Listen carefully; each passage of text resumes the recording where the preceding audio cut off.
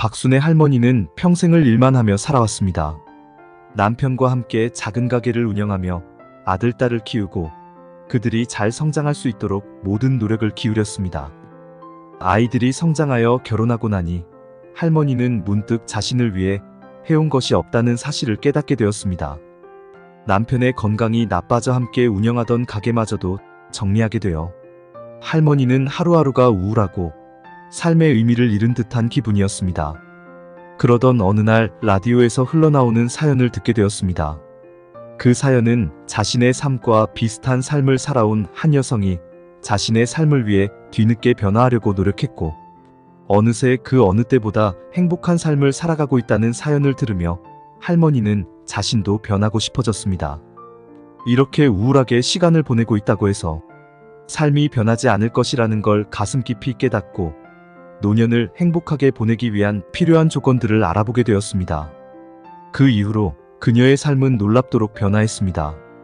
오늘은 박순의 할머니가 자신의 노년을 행복하게 보낼 수 있도록 알아보고 실천했던 5가지에 대해 이야기해 보겠습니다. 1. 자신을 위한 시간과 취미. 첫 번째로 박순의 할머니는 자신을 위한 시간을 갖기 시작했습니다.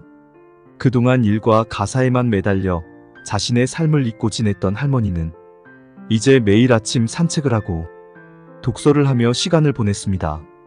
그러다 보니 자연스럽게 가벼운 운동과 책 읽기가 일상이 되었고 이는 그녀에게 큰 기쁨을 주었습니다. 특히 독서를 통해 새로운 지식을 습득하고 다양한 이야기를 접하면서 삶의 재미를 다시 찾을 수 있었습니다. 박순의 할머니는 산책을 하면서 자연의 아름다움을 즐기고 몸과 마음을 정화하는 느낌을 받았습니다. 늘 자고 일어나면 똑같은 일상이 기다리고 있다고 느껴 아침이 괴로웠던 할머니는 산책을 하면서 많은 변화를 느꼈습니다. 아침 햇살을 받으며 걷는 동안 심신이 건강해지는 것을 느낄 수 있었죠. 매일 아침 산책을 통해 박순의 할머니는 자신만의 시간을 가질 수 있었고 이는 그녀의 일상에 큰 변화를 가져왔습니다. 또한 산책을 하면서 생각을 정리하고 미래에 대한 계획도 세울 수 있었습니다. 독서는 할머니에게 새로운 세계로의 초대와 같았습니다. 다양한 장르의 책을 읽으면서 그녀는 상상력을 키우고 다른 사람들의 삶과 경험을 통해 많은 것을 배울 수 있었습니다. 소설, 역사서, 자기계발서 등 다양한 책을 접하며 그녀의 지식은 넓어졌고 이를 통해 세상에 대한 이해도 깊어졌습니다. 독서는 단순히 시간을 보내는 활동이 아니라 할머니에게 새로운 지식을 제공하고 마음의 양식을 채우는 소중한 시간이 되었습니다. 박순의 할머니는 취미 활동의 중요성도 깨달았습니다. 그녀는 어릴 적부터 손재주가 좋았고 손뜨개질을 잘했습니다. 일을 다시 시작해보기로 결심한 할머니는 근처 주민센터에서 손뜨개질 동호회에 가입하게 되었습니다. 거기서 새로운 친구들도 사귀고 서로의 작품을 공유하며 즐거운 시간을 보낼 수 있었습니다. 취미를 통해 자신만의 시간을 가질 수 있었고 이는 할머니의 삶에 큰 활력을 불어넣었습니다. 할머니는 손뜨개질을 통해 창의력을 발휘할 수 있었습니다. 다양한 색상의 실과 패턴을 이용해 자신만의 작품을 만들어가는 과정에서 그녀는 큰 성취감을 느꼈습니다. 동호회 회원들과 함께 모여 작품을 만들고 서로의 아이디어를 나누는 시간은 박순의 할머니에게 즐거운 경험이었습니다. 동호회 활동을 통해 그녀는 새로운 친구들을 사귀었고 이들과의 소통은 큰 기쁨이 되었습니다. 함께 작품을 만들고 서로의 기술을 배우면서 할머니는 손뜨개질 외에도 새로운 관심사를 발견할 수 있었습니다. 또한 손뜨개질은 단순히 취미 활동을 넘어 할머니에게 의미 있는 활동이 되었습니다. 할머니는 자신이 만든 작품을 자녀들과 손주들에게 선물로 주면서 큰 기쁨을 느꼈습니다. 손수 만든 스웨터, 목도리, 모자 등을 통해 가족들에게 따뜻한 마음을 전할 수 있었고 이를 받은 가족들은 할머니의 정성을 느낄 수 있었습니다. 이런 활동을 통해 박순의 할머니는 자신이 여전히 가족들에게 중요한 존재임을 느꼈습니다. 박순의 할머니는 또한 지역사회의 다양한 활동에도 참여했습니다. 주민센터에서 제공하는 다양한 프로그램에 참여하면서 새로운 기술을 배우고 다른 사람들과 교류할 기회를 가졌습니다. 그림 그리기, 요가, 요리 교실 등 다양한 프로그램에 참여하면서 그녀의 삶은 더욱 다채로워졌습니다. 이러한 활동을 통해 그녀는 자신의 삶에 대한 만족감과 자부심을 느꼈습니다. 박순애 할머니는 자신만의 시간을 갖고 취미 활동을 통해 자신의 삶을 다시 찾았습니다. 그녀는 일상 속에서 작은 기쁨을 발견하고 이를 통해 삶의 질을 높일 수 있었습니다. 취미는 단순히 여가 시간을 보내는 수단이 아니라 그녀의 삶에 큰 의미와 활력을 부여하는 중요한 부분이 되었습니다. 이 사회적 연결과 관계 맺기. 두 번째로 박순애 할머니는 사회적 연결과 관계 맺기의 중요성을 깨달았습니다. 그녀는 그동안 가족들 외에는 소통할 사람이 거의 없었기 때문에 사회적으로 고립된 느낌을 받았습니다. 하지만 손뜨개질 동호회에서 새로운 사람들을 만나고 함께 시간을 보내며 웃고 이야기하는 동안 그녀의 삶은 점점 더 풍성해졌습니다. 박순애 할머니는 처음 손뜨개질 동호회에 참여했을 때 약간의 두려움과 긴장감을 느꼈습니다. 그러나 그녀는 곧 동호회 회원들의 따뜻한 환영과 친절함 덕분에 마음을 열 수 있었습니다. 함께 손뜨개질을 하면서 자연스럽게 대화를 나누고 서로의 일상을 공유하는 과정에서 그녀는 큰 위안을 얻었습니다. 동호회 회원들은 다양한 연령대와 배경을 가진 사람들이었지만 모두가 손뜨개질이라는 공통의 관심사를 통해 하나로 연결되었습니다. 이러한 소통과 교류는 할머니에게 새로운 에너지를 주었고 그녀의 일상에 큰 활력을 불어넣었습니다. 또한 박순애 할머니는 자원봉사 활동에도 참여하기로 했습니다. 지역사회에서 필요한 도움을 제공하면서 다른 사람들과 교류하고 자신의 경험과 지혜를 나누는 기회가 생겼습니다. 할머니는 주로 지역사회의 독거노인들을 돕는 봉사활동에 참여했는데 이를 통해 그녀는 자신이 여전히 사회에 기여할 수 있다는 자부심과 보람을 느꼈습니다. 독거노인들에게 따뜻한 음식을 제공하고 함께 대화를 나누며 외로움을 덜어주는 활동은 할머니에게 큰 의미가 있었습니다. 봉사활동을 하면서 만난 사람들과의 인연도 그녀에게 큰 힘이 되었습니다. 같은 봉사활동에 참여하는 사람들과의 만남을 통해 새로운 친구들을 사귀고 서로의 삶에 대해 이야기하면서 박순애 할머니는 큰 위로를 얻었습니다. 이들은 단순한 봉사 동료를 넘어 서로의 일상과 감정을 공유하는 소중한 친구가 되었습니다. 할머니는 이러한 관계를 통해 큰 힘을 얻었고 삶의 의미를 다시 찾게 되었습니다. 박순애 할머니는 또한 지역사회에서 주최하는 다양한 행사에 적극적으로 참여했습니다. 지역 축제, 문화행사 등 다양한 모임에 참석하면서 더 많은 사람들과 교류할 수 있었습니다. 이러한 활동을 통해 그녀는 새로운 취미를 발견하고 다양한 사람들과의 소통을 통해 더 풍성한 삶을 살 수 있었습니다. 이렇게 사회적 연결과 관계 맺기를 통해 할머니는 자신의 삶에 큰 변화를 가져왔습니다. 그녀는 더 이상 고립된 느낌을 받지 않고 다양한 사람들과의 교류를 통해 풍성한 삶을 누리게 되었습니다.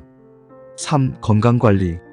세 번째로 박순애 할머니는 건강관리의 중요성을 실감했습니다. 젊었을 때는 건강에 대해 큰 걱정 없이 지냈지만 나이가 들면서 몸에 여기저기에서 이상 신호가 오기 시작했습니다. 그래서 할머니는 건강을 지키기 위해 운동을 시작하고 식습관을 개선하기로 결심했습니다. 할머니는 매일 아침 가벼운 스트레칭과 걷기를 통해 몸을 움직였습니다. 처음에는 힘들었지만 점점 몸이 가벼워지고 건강이 좋아지는 것을 느낄 수 있었습니다. 아침 산책을 통해 신선한 공기를 마시고 자연의 아름다움을 만끽하며 몸과 마음을 정화하는 느낌을 받았습니다. 규칙적인 운동을 통해 그녀는 혈액순환이 개선되고 근력이 강화되었으며 이는 전반적인 건강 상태를 크게 향상시켰습니다. 또한 박순애 할머니는 운동뿐만 아니라 건강한 식습관을 유지하기 위해 노력했습니다. 그녀는 균형 잡힌 식단을 계획하고 과일과 채소를 충분히 섭취했습니다. 다양한 색상의 채소와 과일을 포함한 식단을 통해 비타민과 미네랄을 골고루 섭취하고 단백질과 섬유질을 적절히 보충했습니다. 이는 소화 기능을 개선하고 면역력을 강화하는 데 큰 도움이 되었습니다. 할머니는 특히 가공식품과 설탕, 소금의 섭취를 줄이고 신선한 재료로 직접 요리하는 습관을 들였습니다.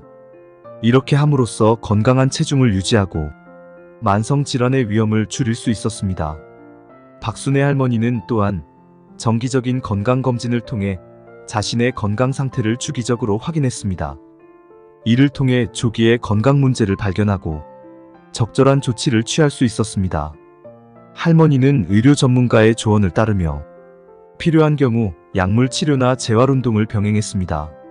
이렇게 체계적으로 건강을 관리하면서 할머니는 건강에 대한 자신감을 회복하고 더 나은 삶의 질을 누릴 수 있었습니다. 박순애 할머니는 마음의 건강도 중요하게 생각했습니다. 명상과 호흡 운동을 통해 스트레스를 관리하고 긍정적인 마음가짐을 유지하려고 노력했습니다. 그녀는 매일 몇 분씩 조용한 시간을 가지며 자신의 내면을 돌아보고 마음을 안정시키는 데 집중했습니다. 이러한 정신적인 건강관리 역시 그녀의 전반적인 건강을 향상시키는 데 큰 역할을 했습니다. 건강관리는 단순히 신체적인 면에 국한되지 않았습니다. 할머니는 정신적, 정서적 건강 또한 중요하게 생각했습니다. 긍정적인 생각을 유지하고 스트레스를 효과적으로 관리하기 위해 노력했습니다. 그녀는 명상과 요가를 통해 마음의 평화를 찾고 스트레스를 해소할 수 있었습니다. 또한 친구들과의 대화와 소통을 통해 정서적 지지를 받았고, 이는 그녀의 전반적인 행복감에 큰 도움이 되었습니다. 4. 경제적 안정. 네 번째로 박순애 할머니는 경제적 안정의 중요성을 깨달았습니다. 노후에 경제적 어려움이 닥치지 않도록 미리 준비하는 것이 필요했습니다.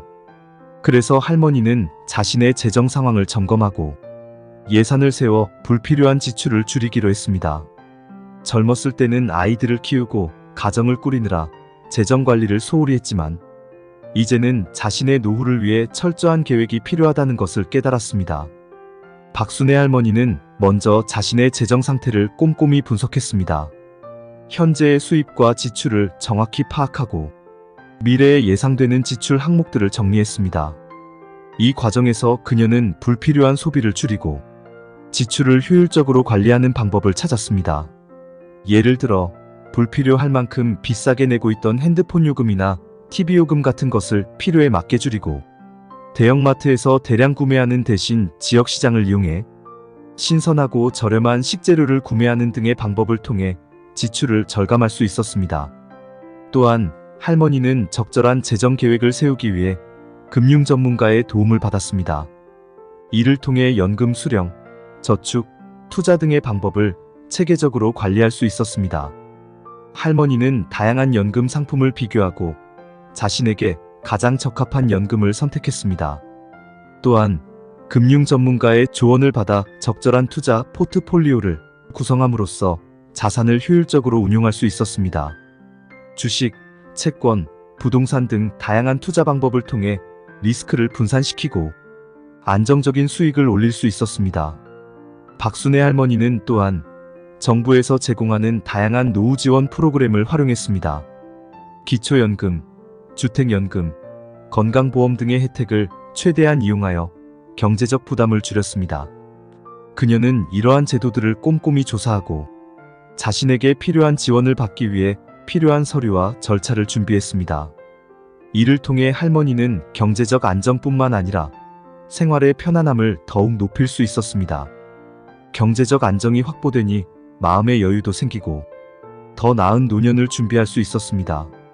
박순애 할머니는 경제적 안정을 통해 더 많은 활동을 할 수 있는 기회를 얻었습니다. 여행을 가고 싶을 때는 여행 자금을 마련해 원하는 곳으로 떠날 수 있었고, 손주들에게 작은 선물을 줄 때도 마음에 부담 없이 할 수 있었습니다. 경제적 안정은 그녀에게 단순히 돈의 문제가 아니라 삶의 질을 높이고 행복한 노년을 보낼 수 있는 중요한 기반이 되었습니다. 또한 할머니는 경제적 안정을 통해 자신만의 작은 꿈들을 실현할 수 있었습니다. 그녀는 오래전부터 하고 싶었던 취미 활동을 위한 도구를 구입하거나 지역사회에서 필요한 물품을 기부하는 등 다양한 활동을 할 수 있게 되었습니다. 이러한 경제적 안정은 할머니에게 큰 자부심과 만족감을 주었고, 이는 그녀의 전반적인 삶의 질을 크게 향상시켰습니다. 5. 긍정적인 마인드와 목표 설정. 마지막으로 박순애 할머니는 긍정적인 마인드와 목표 설정의 중요성을 깨달았습니다. 그녀는 삶의 작은 일에도 감사하는 마음을 가지기로 했습니다. 매일 아침 일기를 쓰면서 그날 있었던 좋은 일들을 기록하고 감사하는 마음을 표현했습니다. 이 과정은 그녀에게 큰 위안과 기쁨을 주었고, 일상의 소중함을 다시 한번 깨닫게 해주었습니다. 일기를 쓰며 느낀 감사함은 하루의 시작을 긍정적으로 열어주는 원동력이 되었습니다. 박순애 할머니는 긍정적인 마인드를 유지하기 위해 의식적으로 노력했습니다. 그녀는 작은 일에도 감사함을 느끼고 이를 글로 표현함으로써 긍정적인 에너지를 높였습니다.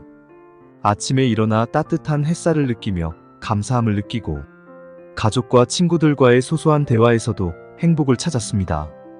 이러한 작은 감사들이 모여 그녀의 삶을 풍요롭게 만들었고, 이는 할머니의 전반적인 정신적 건강에도 큰 도움이 되었습니다. 또한 할머니는 새로운 목표를 설정하고 이를 이루기 위해 노력했습니다. 예를 들어 새로운 언어를 배우거나 여행을 계획하는 등의 목표를 세웠습니다.